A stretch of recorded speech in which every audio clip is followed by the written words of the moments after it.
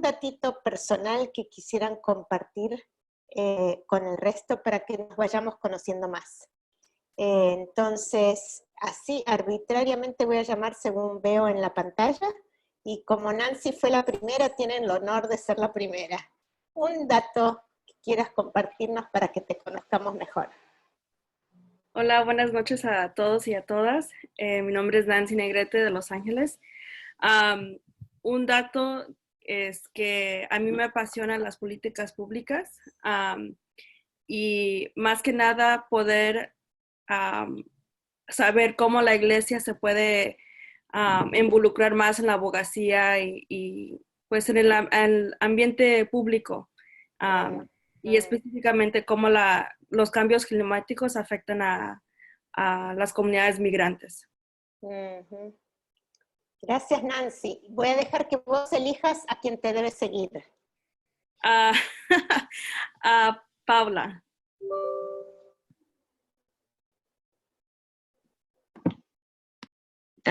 Creo que sí, me has dicho a mí. Bueno, soy Paula de España. Yo voy a compartir un dato que es un poco más personal, pero pues me venía en mente. Y hace como 5 años y medio que empecé a tener problemas auditivos y pues llevo como audífonos, no sé cómo se llaman en Latinoamérica. Y sí, o sea, y digamos que vengo de un contexto ateo y Dios usó muchísimo eso para llegar a mí, para trabajar en mi corazón y hablarme. Así que sí, ese es mi dato curioso. Entonces, el siguiente, tengo en la pantalla a Denise. Hola a todos, qué bueno verlos de nuevo. Sí, soy Denise y estoy viviendo en Costa Rica. Bueno, sí, un dato así es que tengo una terrible compasión hacia los animales. Desde pequeña soy muy vulnerable hacia al que no habla, entonces tanto animales como plantas siempre. En comparación a mis hermanos, soy la que soy un poco más vulnerable en ese sentido. ¿Ah? ¿Quién quiero que entre ahora? A ver, quiero ver la ronda.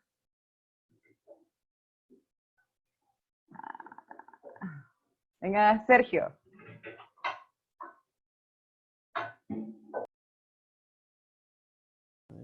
Hola, hola. Bueno, Sergio de Costa Rica. Y como un dato, creo que podría ser mi hobby o mi pasatiempo, que realmente me apasiona mucho estar en mi jardín. Ya sea, siempre hay algo que hacer, ¿verdad? Entonces, creo que eso es bueno, lo que se me viene a la mente, compartir de eso, de que una de las cosas que más me gusta hacer es estar en mi jardín trabajando la tierra, cosechando, cultivando y demás. Ahora le paso turno vamos a ver, a Carlos.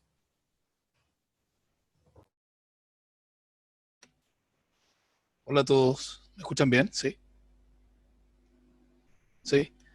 Soy Carlos de Chile, específicamente de Santiago, en la cordillera de Santiago. Un dato sobre mí es que pastoreo una congregación hace 5 años aproximadamente. Antes estuve por 17 años siendo pastor de jóvenes y ahora estoy en este tema de la congregación. No, a ver, ¿cómo decirlo? No es una congregación formal, por decirlo de alguna manera. Somos parte de una alianza de iglesias, pero no nos juntamos, por ejemplo, todos los domingos, sino una vez al mes, y el resto nos juntamos en las casas, en grupos pequeños en casa. Y un dato importante es que con todo esto que ha pasado en Chile últimamente, estamos un poco replanteando el cómo hacer iglesia en el contexto de crispación actual, de rabia y de un montón de cosas que están saliendo como a la luz, que por ahí yo la sabíamos, pero que hoy día como que reventaron un poco en la cara. Entonces, ahí estamos. Chile es un país que que es bastante secular en el sentido de que la gente no cree mucho en Dios en general, y por lo mismo siempre estamos replanteándonos el cómo hacer iglesia una y otra vez, porque Chile cambia y la iglesia tiene que de alguna manera adaptarse a las realidades para poder llevar el mensaje del Evangelio. Así que ese es un dato. A ver, podría ser Shirley, de Puerto Rico, ella. Creo que. Hola, lindo verles otra vez. ¿Me escuchan? Sí, súper. De Puerto Rico, acá el 2020 ha empezado medio virado. En el sur de la isla han ocurrido muchas actividades sísmicas. Hay muchas personas que han perdido sus hogares y pues, ha sido un poquito difícil, como que entre sismos, la situación política del país, han habido avistamientos de meteoritos y dentro de todo empezar el semestre académico ha sido un poquito medio loquito, pero estoy muy agradecida y pues este semestre empiezo a investigar en un laboratorio de limnología tropical, estudiando un embalse, un problema de salud pública ambiental, así que estoy muy emocionada de ese nuevo aspecto en mi vida, laboral y pues quizás profesional a futuro. Pues no, ese soy yo. Próximo, Brian, creo que no ha hablado.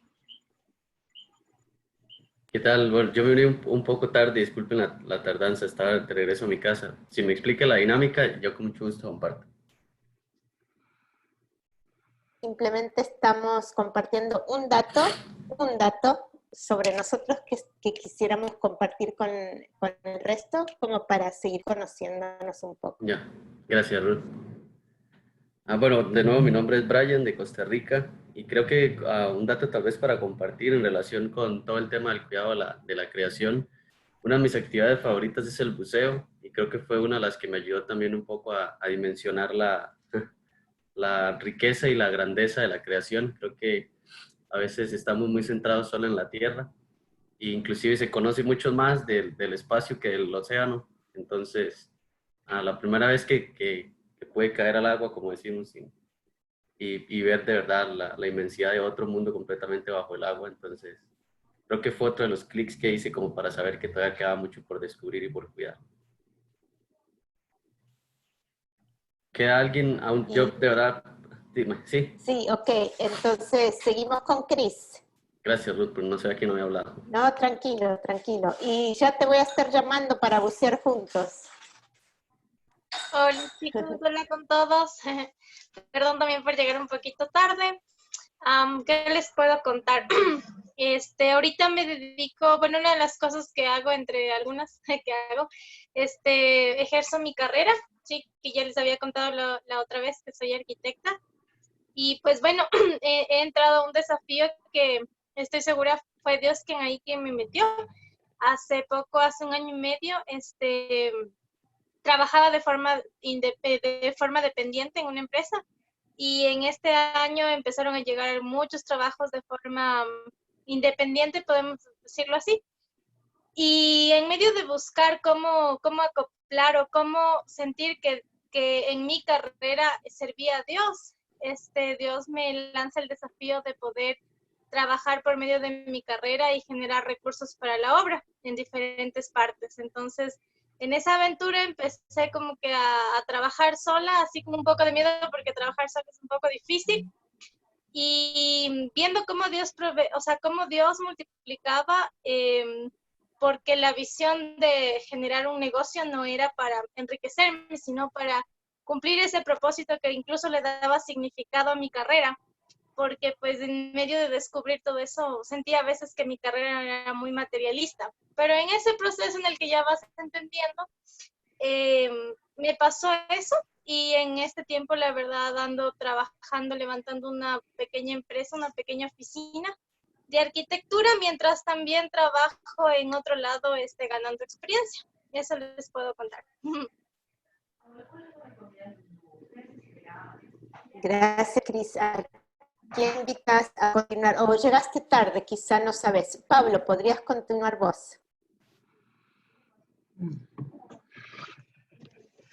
Hola, buenas noches. ¿Me escuchan? ¿Sí? ¿Sí me escuchan? Sí, ya, bien. También Sí, llegué tarde. Pablo, sí. También llegué tarde. Bueno, algo que quiero que sepan, muchas cosas, pero voy a contar algo sencillo, pequeño. En mi preocupación por el tema ambiental, estuve interesado el año pasado en el tema del compostaje. Compost, digamos, separar los residuos sólidos orgánicos y ponerlos en un lugar para hacer un tipo de abono. ¿Saben a lo que me refiero, verdad que sí? Bueno, el asunto es que vi un par de videos en YouTube y construí una caja y empecé a hacerlo y vinieron muchas cucarachas y algunos ratones. Mi vecino se quejó. Entonces, bueno, ya aproveché el abono, pero suspendí el asunto y estoy tratando de investigar y aprender un poco más del tema para no tener ese problema de los ratones y las cucarachas. Pero sí es importante que me impresionó es que la cantidad de residuos sólidos que desechamos se disminuye a casi la mitad o menos cuando compostamos, cuando los residuos orgánicos los depositamos no en la basura, sino en otro lugar para ser aprovechados. Entonces, tuve una mala experiencia con cucarachas y ratones. Gracias, Pablo, gracias. Creo que nos resta Paola. ¿Estás ahí? No te vemos, pero veo tu nombre. ¿Estás, Paola? Si estás, no te estamos oyendo. Tenés que... Eso, ahí está. Bueno, hola, soy Paola de Chile. Como dato, me gustaría contar de que soy la mayor de 3 hermanas. Y siempre lo cuento porque considero que es relevante como en mi desarrollar en la personalidad que tengo.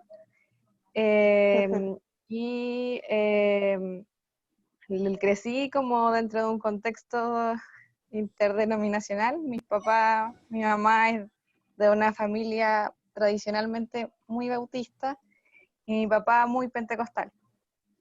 Eso creo que igual fue algo que marcó harto mi infancia. Y como cuando hablaba dentro del foro hablé de dicotomías, creo que fue una dicotomía en muchos aspectos. Toda mi niñez, primera la viví dentro de una iglesia pentecostal, y creo que gran parte del tema de la preocupación por el medio ambiente nació hace cerca de 4 años en un taller dentro de un contexto de lo que es el GBU acá en Chile, que forma parte de la IFES, y que vi que varios comentaron algunas cosas dentro del foro igual. Así que igual me gustaría contar eso porque al parecer habemos hartos miembros de IFES de distintos lados del mundo. Eso. Hartos a la chilena, no hartos a la argentina. Harto en Argentina es alguien que está cansado de algo. Y hartos en Chile hay que traducir, que decir muchos. Aquí estamos en un encuentro intercultural, aún dentro de América Latina y España, ¿no?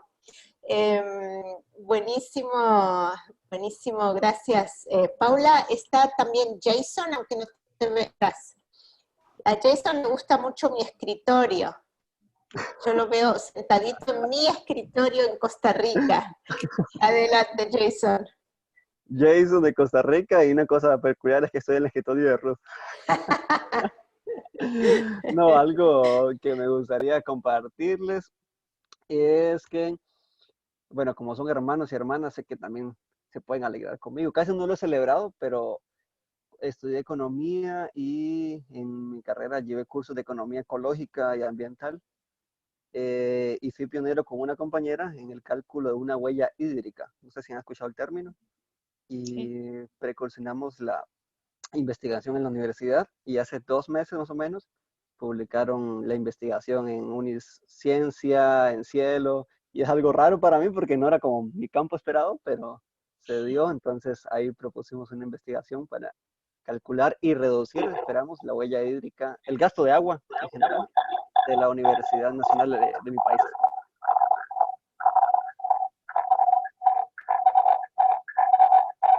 Buenísimo, Jason. Miren, silenciemos los micrófonos porque a veces hay interferencia. Gracias, Jason.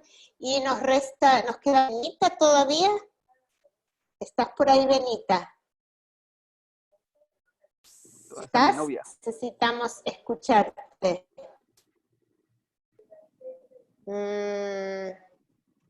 Y si no, mientras tanto escuchamos a... No, ya estamos todos. Benita, ¿estás? ¿Me escuchan? Ahora sí, pero apenas, quizá hablas un poquito más fuerte. Ok. Buenas noches, ¿ahí? ¿Está bien? Sí, bueno. Perdonen, me vengo incorporando a la reunión, entonces no pude escuchar a todos, pero sí a los últimos de ahora. Solo para entender, es un dato en general que quisieran compartir, ¿verdad?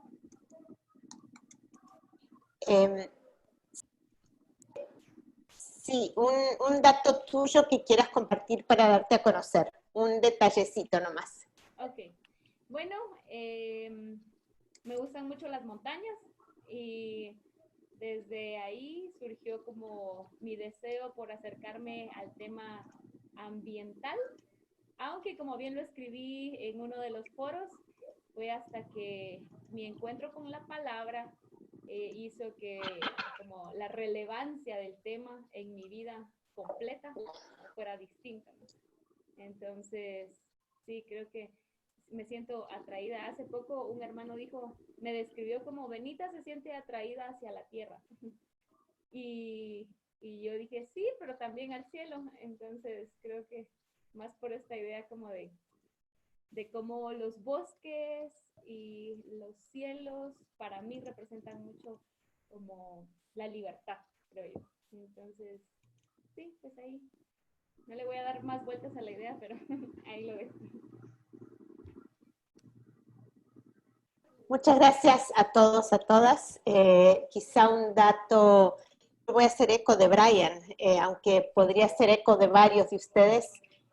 Para mí, descubrir las profundidades de los océanos a través del buceo ha sido, bueno, un privilegio porque no todos podemos hacer eso, pero cuando vivía en El Salvador había vuelos muy baratos a las islas del Caribe que son de Honduras, y entonces mi esposo y yo aprendimos a bucear y era nuestra salida de pareja.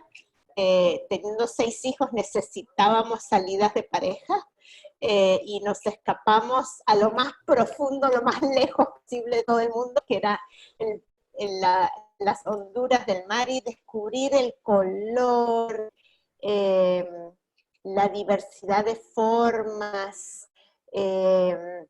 y también aprender a respirar, a reconocer a mi propio cuerpo y lo que eso, como uno con la respiración sube y baja, y bueno, ser parte, reconocerme parte de todo ese ecosistema ha sido un privilegio enorme y un descubrimiento de celebrar la diversidad de nuestro creador. Veo que ha ingresado Jocabed, pero creo que ya se nos acabó el tiempo de presentaciones. Solo un saludo, Joqui. Hola, saludos a todas y todas. Perdón la tardanza, ando casi sin internet, pero aquí estoy. Ahí está. Solo porque nos vemos en los foros, pero es lindo vernos la cara y escucharnos la voz, ¿no? Entonces, ahora sí vamos un poquito al tema de hoy, y lo titulé, como ven ahí en el punto 2, ¿Babilonios, griegos o miembros de la comunidad creada por la comunidad de amor? Hay como mucha cosa ahí metida en eso, ¿no? Y, creo que todos obviamente si hemos leído por lo menos una vez la Biblia, sabemos que el valor del texto que encontramos en Génesis. Pero vale la pena reconocer quién recibe ese relato del Génesis. Las personas que primero escucharon esos relatos vivían en el exilio, estaban lejos de sus seres amados, estaban arrancados de la tierra, estaban esclavizados bajo el poder imperial de Babilonia. Y el orden social que mantenía ese antiguo pueblo israelita, sometido al rey y a sus dioses, era reforzado por un relato de la creación que se llamaba el Enuma Elish. Era una mitología del momento, y en esta mitología el mundo era producto de una sangrienta batalla entre dioses egoístas y vengativos. O sea, la creación ocurrió a través de la violencia. Y en ese relato los exilados israelitas no cabían, no eran nadie. Y es en medio de ese escenario así tan desesperanzador que irrumpe un relato totalmente contrastante. El relato que conocemos como Génesis 1, un relato de generosidad, de abundancia, de comunidad, de celebración, tanto poético que nosotros conocemos como Génesis 1. Y en esta trama, la soberana comunidad creadora, Padre, Hijo y Espíritu Santo, de manera serena, sin competencia, gesta la creación. O sea, en contraste con el Enuma Elish, que era resultado de la pelea, de la violencia, del abuso, acá tenemos un relato de una creación serena, sin competidores, un proceso armonioso donde abre espacios y luego los va llenando de abundante diversidad. Y recordaremos, el producto fue bueno, hermoso, bueno, integrado, naturalmente coherente. Cada parte manifestaba la voluntad de la comunidad creadora, era buena. ¿Y dónde encajaban en ese relato esas personas abatidas, trituradas por el imperio? Si recuerdo Génesis 1, 26, 28, lo leo nomás. Hagamos al ser humano a nuestra que tenga dominio sobre los peces del mar y sobre las aves del cielo, sobre los animales domésticos, sobre los animales salvajes, sobre todos los reptiles que se arrastran por el suelo. Y Dios creó al ser humano a imagen, lo creó a imagen de Dios. Hombre y mujer los creó, los bendijo con estas palabras: sean fructíferos y multiplíquense, llenen la tierra y sométanla. Dominen a los peces del mar, al cielo y a todos los reptiles que se arrastran por el suelo. Y obviamente este es un pasaje crucial en toda esta cuestión del cuidado de la creación. Este mandato al dominio y demás, ¿no? Ahora, según el relato revelado por Dios y relatado por el autor del Génesis, esas personas sufrientes en el subsuelo de la sociedad babilónica no eran en absoluto dones y doñas nadie. Sí, es cierto que vivían bajo opresión y luego de largos años de desobediencia y exilio apenas se acordaban quiénes eran. Pero el autor del Génesis les recuerda poderosamente que habían sido creadas y creados maravillosamente por el soberano de todo el universo y por lo tanto eran personas dignas. Aún más, habían sido creadas a imagen de Dios mismo. Por ello eran bendecidas para crecer, para gobernar como representantes de Dios dentro del orden creado. Entonces, en lugar de vivir pisoteados, podían caminar con la cabeza en alto. Y conocer su identidad podía fortalecerles para resistir la falsa identidad que les imponía el imperio del día.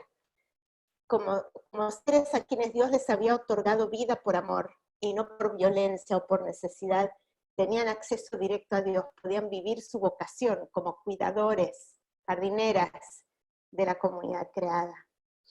Entonces, este escrito de Génesis ayuda a recordar su verdadera identidad, pero también a refrescarles la memoria sobre su vocación. En Babilonia eran peones, una pieza chiquita en una maquinaria imperial, y sus vidas se les desvanecían en en sujeción a los propósitos de los opresores. Sin embargo, creados como lo fueron a imagen de Dios, compartían en su reinado sobre toda la tierra y todas sus criaturas. Imaginen, tremendas buenas noticias. Esclavos exilados son gobernantes. Pero acá está el tema, el asunto crítico. Y es uno que nos azota hasta el día de hoy como cristianos. Y es la naturaleza de ese gobierno. ¿Cómo era ese gobierno? En la imaginación del pueblo exilado de Dios, reinado equivale a violencia e imposición. Esto les había enseñado la vida. Habían sido forzados por el exilio, al exilio por un poder extranjero. En el Enuma Elish los dioses ejercían el gobierno para suprimir, reprimir, oprimir. La imaginación y la energía se concentraban en consumir más que en crear, en conseguir comodidad y logro individual más que en el bienestar común, en explotar la creación en lugar de cuidar responsablemente de ella. Y entonces, aquí hay un contraste increíble del gobierno de Dios en contraste con el de Babilonia. Porque la naturaleza del gobierno de Dios desafió a su pueblo a remoldear su definición de lo que significa ejercer dominio. Fíjense que Dios, la comunidad de amor, ejerce el poder de manera creativa, generosa, dadora, generadora de vida. Y Dios celebra la bondad de la obra de sus manos. En el relato de Génesis, el poder se traduce en trabajo creativo y cuidado responsable. Entonces la conexión es clara, ¿no? Ya que esta es la manera en la cual Dios ejerce el poder, los seres humanos creados a su imagen. Entonces, el poder que nos es delegado debe ser ejercido mediante el trabajo responsable y el cuidado creativo de la comunidad de la creación de la cual somos parte. Ahí está Génesis 2:15, ¿no? El Señor Dios tomó, los puso en el jardín del Edén para que lo labraran y lo cuidaran. Y Boff tiene una linda cita, para mí muy llamativa, donde habla del cuidado, que tiene dos dimensiones, el amor, que involucra devoción, compromiso, atención, y el trabajo, que demanda preocupación e intervención, y ambas son necesarias. Y aquí está la cita de Leonardo Boff, dice: la dictadura, el modo de ser, mediante el trabajo, dominación, hay que intercambiar eso ha abierto el camino para el antropocentrismo, el androcentrismo, el patriarcalismo. Entonces, aquí la invitación es a ordenar el trabajo en sincronía con la naturaleza, con sus ritmos, con sus manifestaciones. Ahora, la pregunta entonces es, ¿podemos reimaginar esta relación como parte de la comunidad de la creación a partir del modelo de cómo Dios ejerce dominio a través del servicio, a través de la presencia, ¿no? Ahora, ese es todo un tema, el asunto del dominio. Otro tema que es esencial que lo reconozcamos, y aquí viene la segunda pregunta, ¿somos babilonios? Es esta historia del dominio, ¿no? La segunda es, ¿somos griegos? Y creo que muchos sabemos que la cultura tal llamada occidental y cristiana en realidad tiene mucho más de filosofía griega que de cristianismo puro. ¿Y a qué queremos referirnos con eso? Conocerán por ahí, quizá alguno ha estudiado algo de filosofía o tendrán alguna mención por ahí en algún curso de un tal señor que se llamó Platón. ¿Sí? ¿Lo conocen a Platón? Tiene él tiene un relato que lo llama la alegoría de la caverna, que realmente ilustra, algunos de ustedes veo que sí, dicen que sí, la conocen, pero ilustra el paradigma de el concepto de la realidad que maneja Platón y que influye todavía, aún mirando sus posteos en el foro sobre la canción de Más allá del sol, podemos ver la influencia de Platón. ¿Cuál es la influencia de Platón? Para Platón, los seres humanos, la alegoría de la caverna, los seres humanos estamos encerrados en una caverna. Estamos sujetados, no nos podemos dar vuelta. Y lo que vemos, lo único que vemos, son reflejos de las cosas reales que están afuera de la caverna. Las cosas que nosotros palpamos, sentimos, tocamos, oímos, saboreamos, todo esto material es totalmente inferior, es malo, es finito, es hasta denigrante. Y todo aquello que está allá, que nosotros no vemos, es el mundo de las ideas. Por eso se habla del ideal. El ideal es lo mejor, es lo bueno, es lo perfecto, es lo puro, es lo eterno, es lo permanente, es absolutamente superior. ¿Ya les va haciendo eco esto con algo de lo que escuchamos en nuestro contexto evangélico? Cuerpo malo, alma puras. Tierra mala, cielo perfecto, eterno. Cosas del mundo, las cosas del mundo, las cosas celestiales, ¿sí? Esta bifurcación, esta dicotomía, esta separación entre el cuerpo y el espíritu, entre lo concreto, tangible y lo ideal, es parte de este paradigma griego. No tiene nada que ver con la enseñanza bíblica. Justamente hablamos de la creación como una expresión misma de Dios. Dios se da a conocer a través de esa diversidad, de esa armonía que sostiene la vida, donde cada pieza se nutre a la otra y se retroalimenta para sostenerse. Esa red de vida, esa comunidad de vida entretejida por una comunidad creadora, es una indicación de que Dios ama, valora esto que tocamos, sentimos, palpamos. No es inferior, Dios lo ha creado. Y no solo lo ha creado, pero reconocemos también que Dios se adentra en esta historia, toma cuerpo humano, toma todas las limitaciones de lo que es tener sangre circulando en las venas y las arterias, es sentir dolor, es sentir hambre, es sentir sueño, es cansarse, es llorar por la muerte de un amigo, es cuerpo, ¿no? Entonces, este replanteo de que mucho de lo que estamos reflejando, por un lado pensamos en un modelo de dominio a la Babilonia, ¿sí? A lo imperial, a la explotación, a la sumisión del otro y todo esto. Y eso no es la invitación bíblica.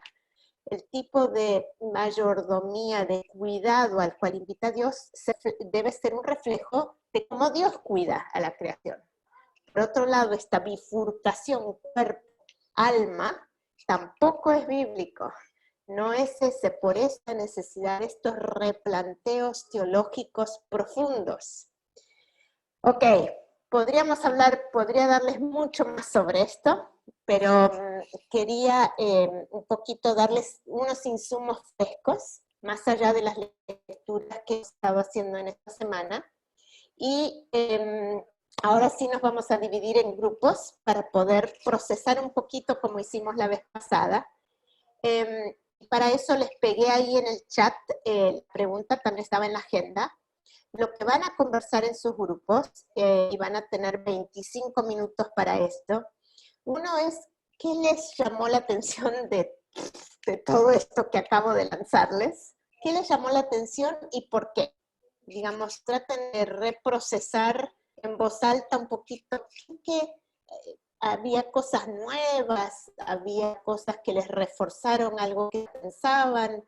¿Qué les llamó la atención y por qué? Luego, ¿qué preguntas les surgen respecto a la raíz teológica de nuestra relación como miembros de la comunidad creada? O sea, la pregunta era, la primera semana es ¿dónde estamos? esta semana estamos pensando en cómo llegamos a donde estamos, desde una perspectiva teológica, como cristianos. ¿Por qué estamos en este lugar? ¿Sí? Entonces, ¿qué preguntas le surgen respecto a la raíz teológica de nuestra relación actual como miembros de la comunidad creada? Tercero, ¿cuál de esas preguntas que ustedes debaten en su grupito quisieran plantear al regresar? ¿Sí? Conversen un rato entre ustedes, pero luego elijan una pregunta por grupo para poder procesarla en la plenaria. ¿Cuáles son sus preguntas sobre la dinámica? No hay preguntas. ¿Estamos listos? Hola, hola. ¿Todos listos? ¿Sí? Ok. Entonces, Karencita, estamos listos para que nos mandes a los grupitos. Vamos a hacer grupos de 3 o 4, dependiendo de cómo se arman. Y nos vemos en 25 minutos en la plenaria de nuevo. ¿Sí, Karen? Listo.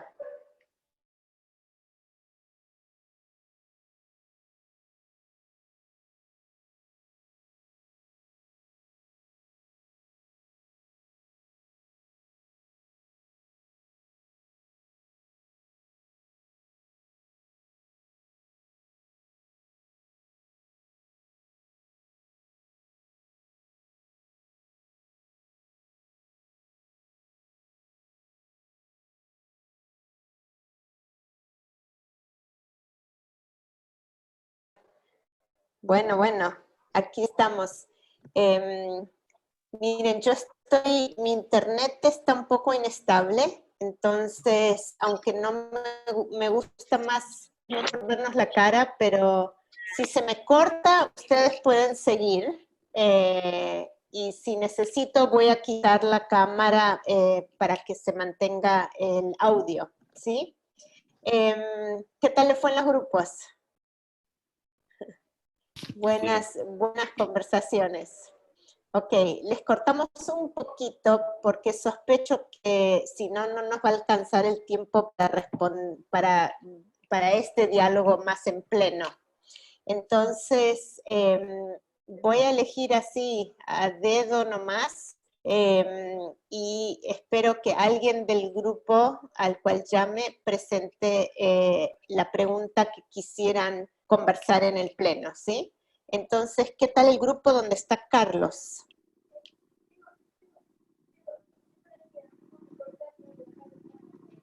Ahí estamos, sí, ahora sí. Ahí estamos, Bueno, Carlos. nosotros hablamos de todo lo que tú nos compartiste y no nos alcanzó el tiempo para pensar en una pregunta. Ay. Pero, o sea, una cosa que podríamos preguntar, así tratando de más o menos resumir lo que estábamos conversando, es esta idea porque alguien planteó que a lo mejor esto tenía que ver mucho con el fruto católico en nuestras comunidades latinoamericanas, ¿sí? De la evangelización católica, ¿cierto? Y Benita, ¿cierto? Sí, nos compartía que ella también veía, de hecho ella veía que era más un fruto de la evangelización protestante, con rostro norteamericano de alguna manera, el que nos transmitió, ¿cierto?, esta idea griega principalmente. Entonces, no sé cómo lo ves tú. Somos más hijos del catolicismo, del cristianismo católico, en esta mirada de dicotomía, ¿cierto?, que tenemos con la materia y el espíritu, o más de los colonos, evangelizadores y todo lo demás que vinieron de protestantes. Eso, no sé si se entendió. Y mi respuesta es sí y sí. Realmente no es lo uno o lo otro, es ambas cosas. Un libro fascinante para quienes les gusta leer, es un libro bastante antiguo de Juan Macay, El otro Cristo español.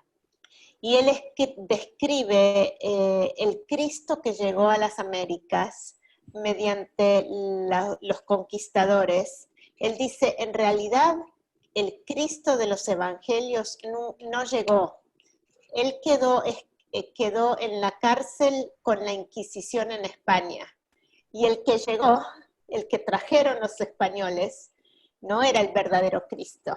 era un Cristo domesticado, siente en las manos fuerte madre. Y entonces lo que eso le robó fue el impacto ético del Evangelio, porque era un bebé sin demandas, o un Cristo padeciente por quien había que tener lástima, que no llegaba a ser Señor sobre la vida de la gente.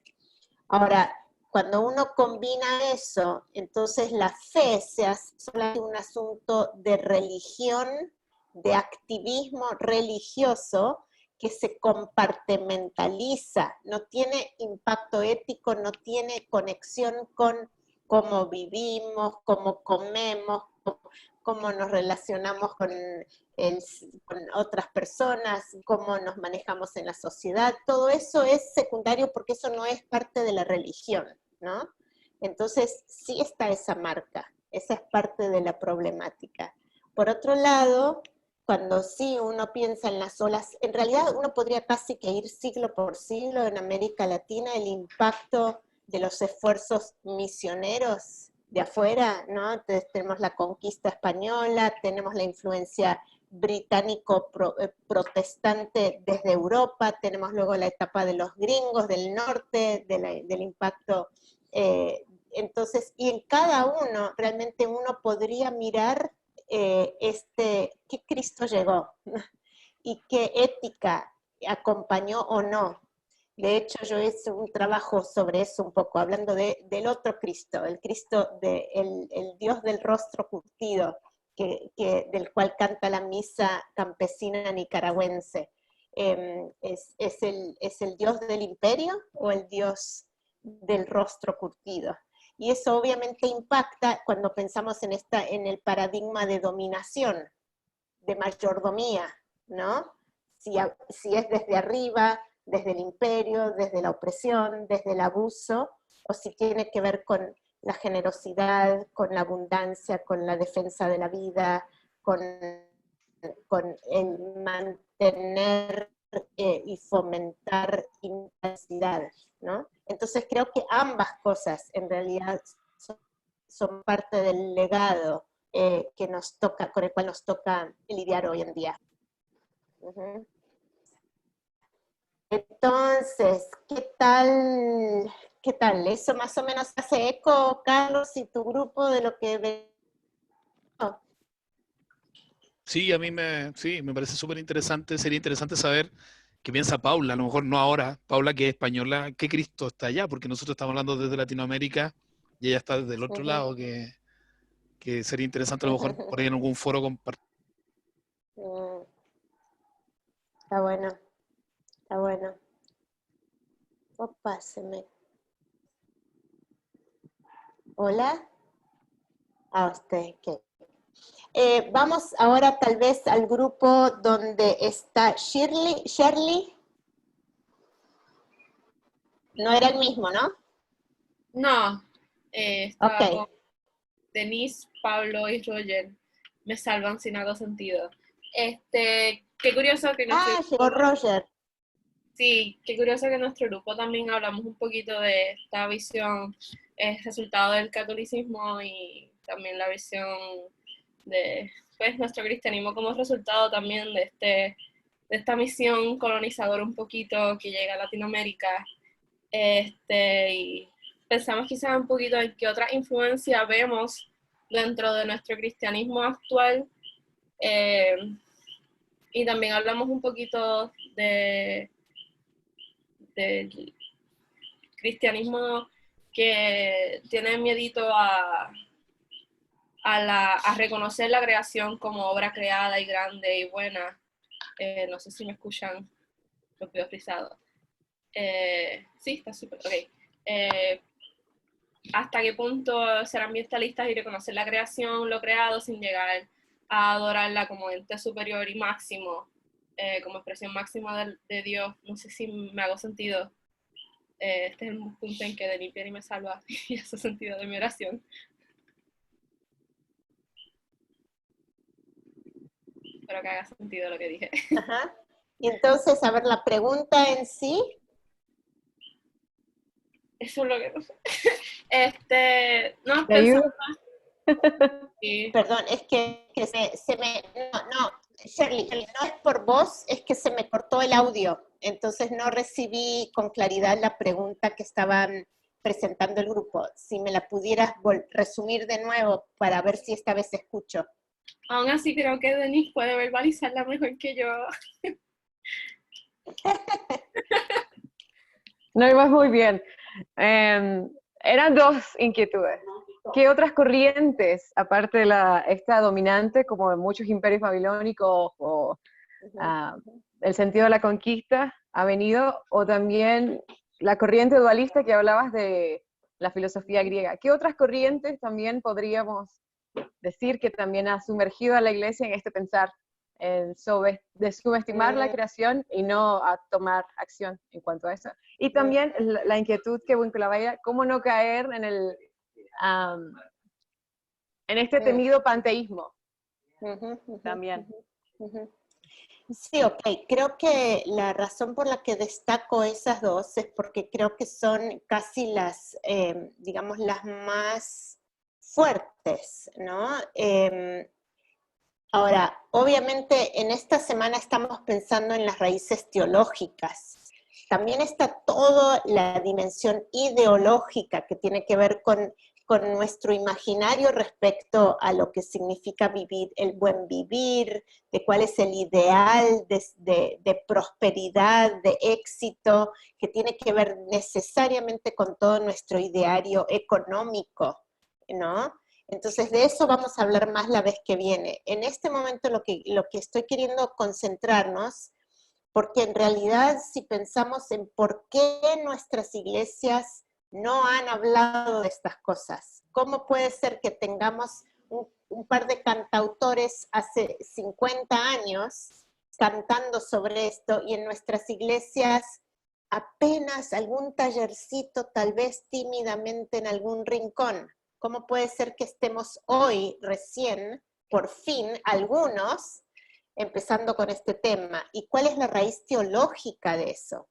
Y entonces, por eso destaco la lectura del Génesis, que hay que reconocer, hay que mirarla en su contexto histórico, y también la cuestión esta de la matriz griega.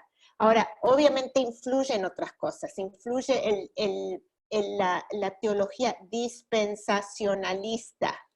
Habrán escuchado y quizá conocen, y muchas iglesias todavía hoy usan la Biblia de Scofield, un inglés, y otro señor que se llama Darby, y otro señor que se llama Moody. La beta inglés vía Estados Unidos llega a la gente que jura por la Biblia de Scofield. ¿Y qué dice Scofield? Scofield dice, el mundo se divide, la historia se divide en dispensaciones, y pasa la dispensación de la gracia, esta dispensación, y todo está dividido, él tiene todo mapeado, y esta idea del rapto, y del hecho de que Dios nos va a llevar a nuestra morada celestial, y este planeta se va a pudrir y no importa, es parte de esa matriz dispensacionalista que tiene que ver con estas eras, ¿no? Está la era en que estamos aquí, pero va a haber otra era donde el futuro va a ser todo color de rosa en otro, ¿no? Interesante, un teólogo croata que se llama Peter Kuzmic, se lo pongo aquí en el chat el nombre, porque tal vez quieran que leen inglés, porque no escribe en español, pero él dice, ¿saben a quién? Sí conocen toda esa serie de Dejados Atrás, que hay hasta películas y toda la cosa sobre el rapto, asustando a la gente de que por esos pasajes de quién va a haber dos en el campo y uno va a ser llevado, dos en la cama y uno va a ser llevado. Y él dice, ¿saben a quiénes van a ser llevados? Los que no son dignos de quedarse y vivir la nueva creación. ¿Sí? Es como darle vuelta a la torta, porque la idea de todos es, va a llevarlos al cielo.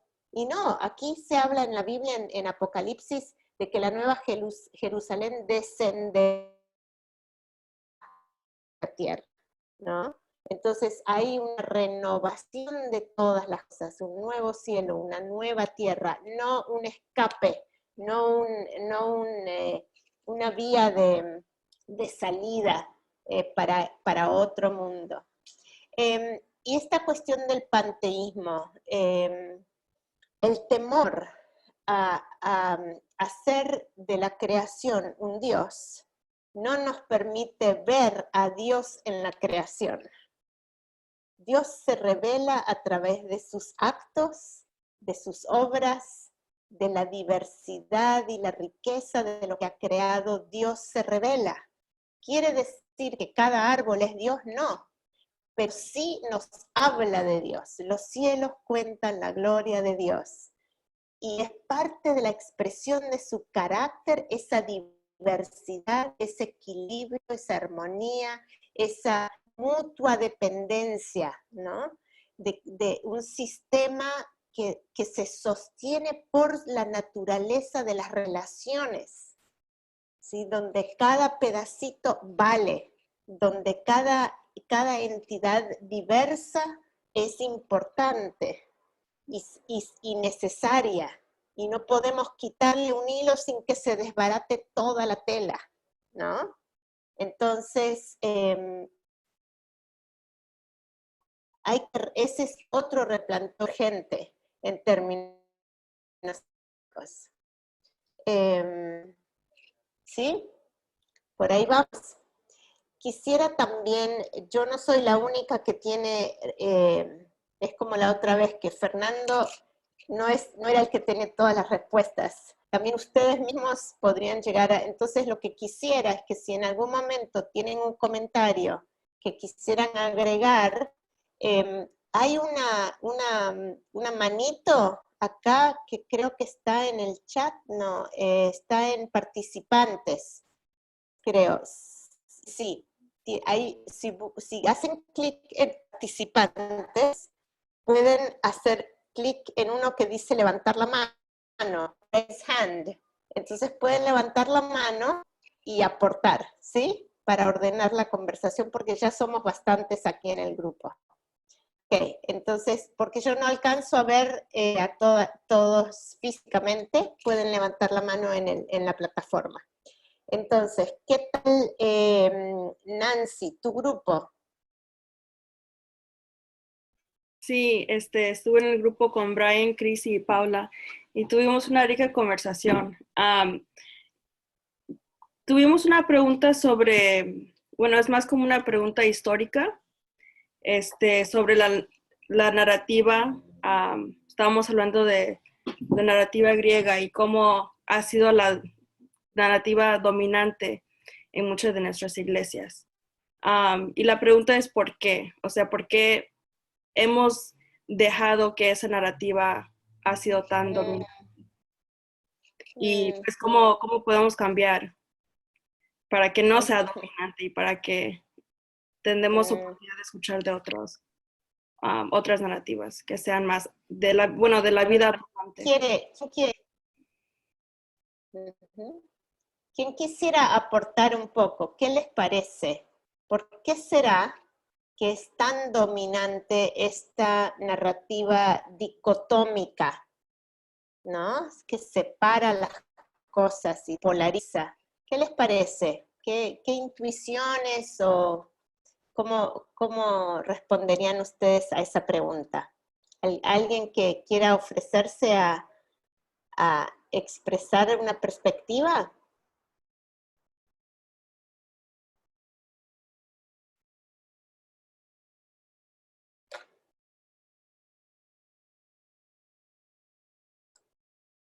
¿Me está faltando ver una mano o están esperando más?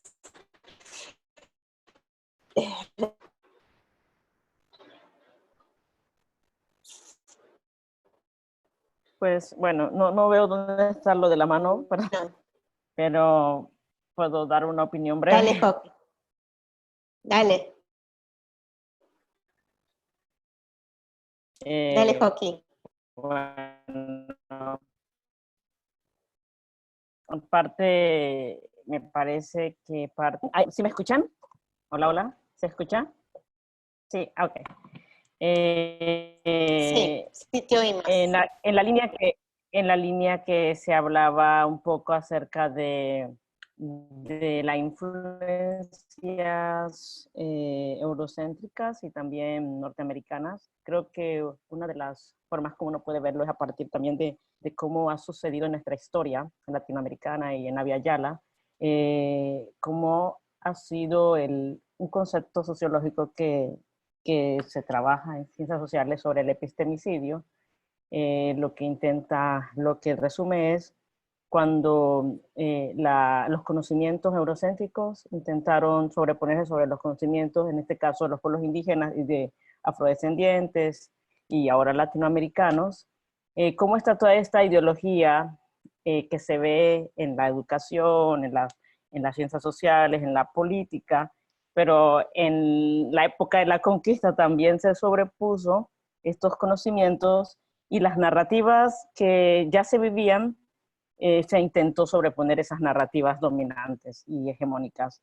Por lo tanto, nuestras influencias en nuestras iglesias también, como bien decía Ruth, son ideológicas y obviamente teológicas, y como la buena noticia que se predicó venía con un comportamiento ideológico, las narrativas entraron fuertemente para decir que nuestras narrativas, en este caso, hablando de Abya Yala en América, eran de comunes indígenas, eran inferiores.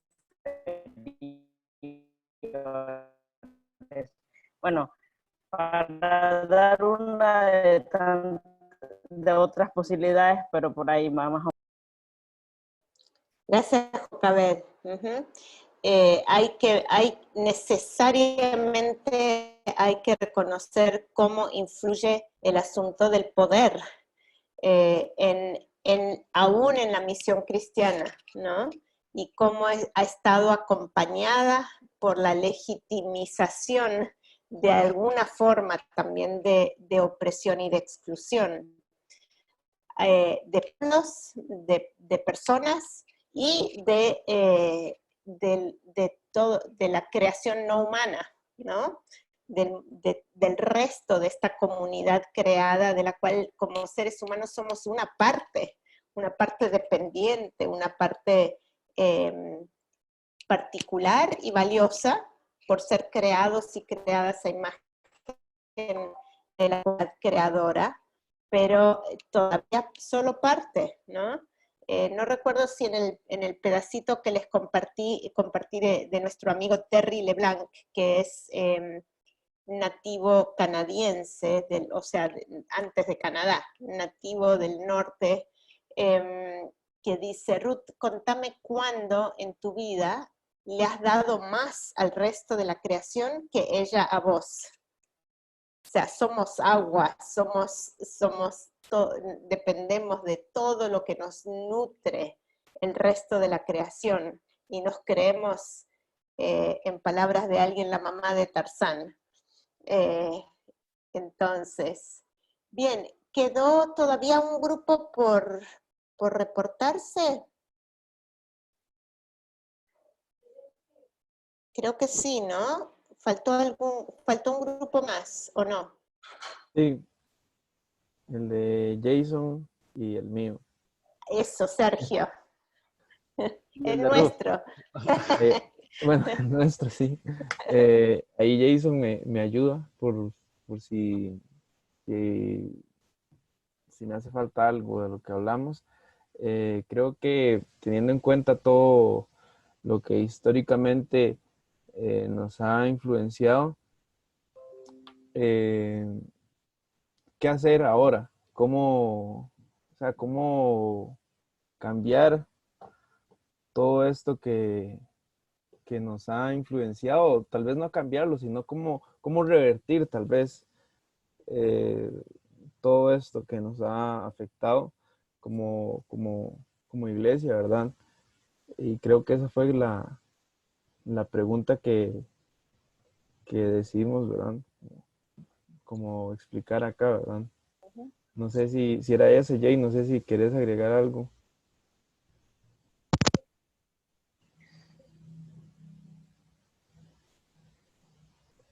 Jay. ¿Querías contar algo o no?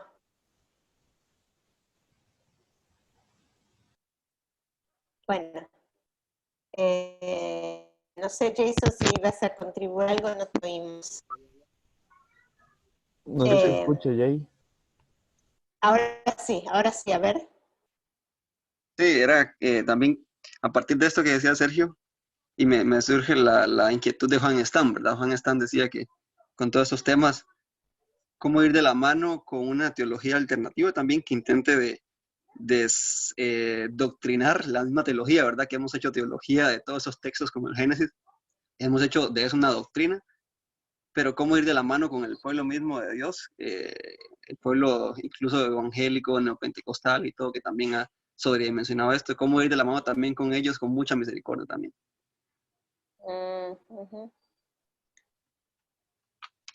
Bueno, creo que justamente fue en nuestro grupo que conversó sobre el poder de relatos alternativos, ¿no? No estamos necesariamente queriendo darle con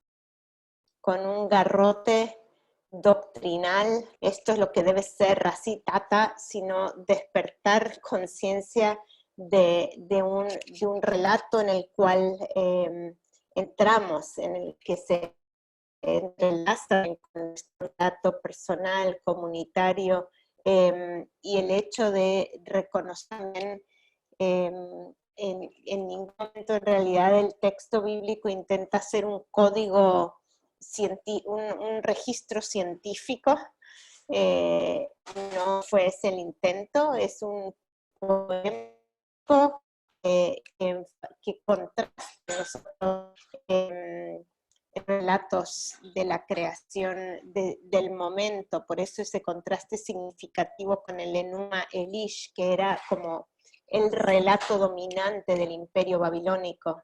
Entonces, creo que aún hoy, frente a relatos y lo podemos seguir conversando en los foros y lo que conversaremos la semana que viene, ¿cuál es el relato que marca nuestro imaginario de lo que significa vivir bien y para qué vivir y cómo relacionarnos, y, ¿no?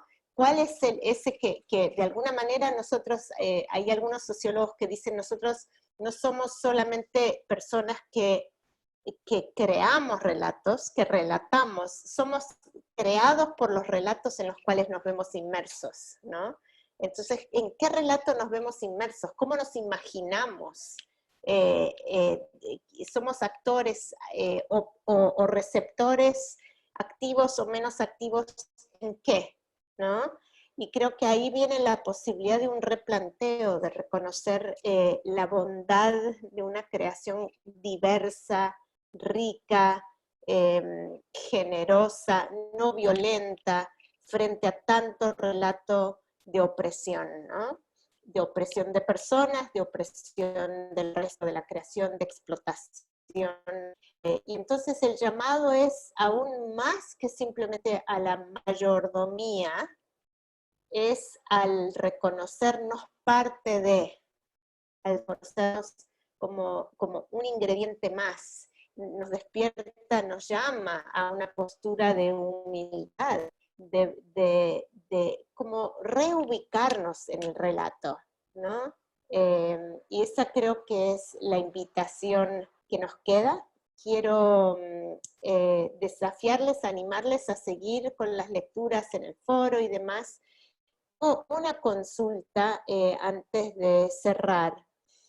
Ya estamos, bueno, casi cerrando la segunda semana, nos queda apenas una semana más, por esto verán por qué yo desespero, porque hay tanto para hablar y tenemos tan poco tiempo.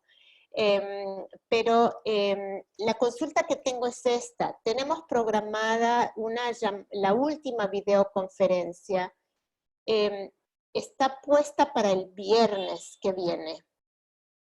Yo quisiera ver si podemos cambiarla sin afectarles a ustedes para el jueves que viene.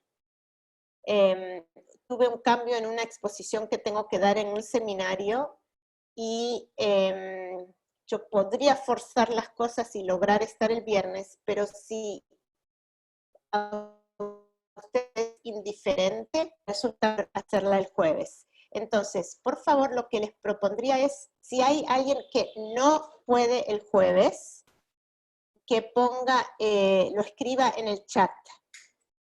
Escriban en el chat, yo no puedo. Y veamos si eso ocurre, jueves. Jueves puede Pablo. No veo a nadie poniendo nada en el chat. ¿Eso quiere decir que todos pueden el jueves? Veo cabezas, veo dedos. Entonces, voy a cambiar ese dato. Yo podría, pero llegaría unos minutos después. Bienvenida. Ok, gracias. Gracias por el aviso. Bien, entonces, el día jueves vamos a tener, yo les confirmo en la plataforma, lo más pronto posible. Tenemos un par de visitas especiales de afuera, entonces estaremos confirmándoles eso. De nuevo, para mí es de muchísimo estímulo ver la riqueza de los intercambios que están ofreciendo entre ustedes. Espero que para ustedes también sea de ánimo. Y antes de irnos, quisiera, la vez pasada la mandamos al frente a Paula para orar, pero ahora voy a pedir más bien si hay un voluntario o una voluntaria que quisiera recoger alguna idea de lo que venimos conversando esta vez y cerrar nuestra conversación en un momento de oración. A ver si veo alguna mano de un voluntario o una voluntaria.